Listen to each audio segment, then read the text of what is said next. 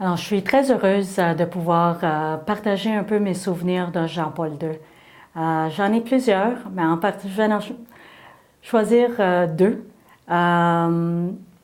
C'est le moment où j'ai été choisie en 2002 pour souhaiter le pape la paix pendant l'Eucharistie, la paix au nom de tous les jeunes du Canada. Et je me suis préparée pendant longtemps, j'avais toute une phrase que je voulais lui dire. Et au moment où je suis arrivée, la phrase m'a totalement échappé. Et j'étais émue, je ne pouvais pas parler. Et c'est lui qui a pris ma main et m'a juste dit « Peace ». Et je me rappelle de ça tout le temps.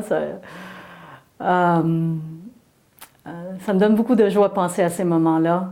L'autre moment de ma rencontre avec lui, au moins personnellement, ça a été en 2003, après que les jeunes du Canada ont donné la croix des JMJ aux jeunes de l'Allemand.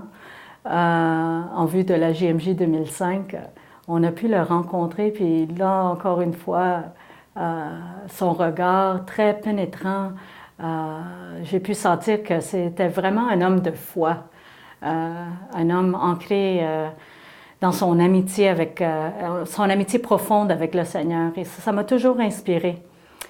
En 2002, quand il était à Torvergata, au moment de la vigile, j'ai senti qu'il était en train de me parler personnellement.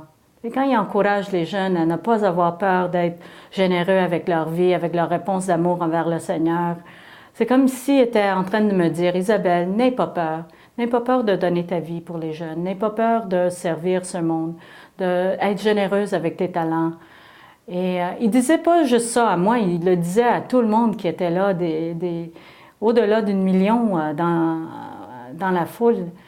Et ces mots étaient vrais, étaient perçants.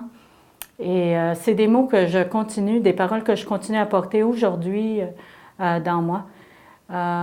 J'ai aussi eu beaucoup de chance d'étudier ces textes, soit ces textes de la théologie, sur la théologie du corps ou ces messages, ces différents discours. Et ça me marque tout le temps.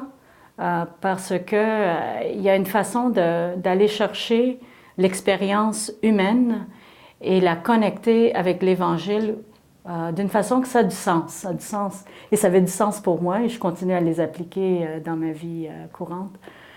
Je suis partie de tous ces jeunes-là qui disent qu'ils sont de la génération JP2.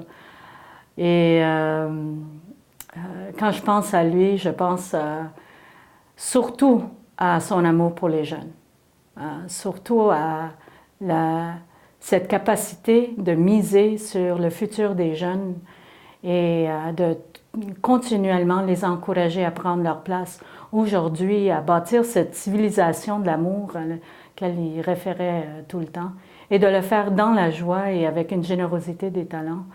Alors, c'est mon plus grand souvenir de Jean-Paul II.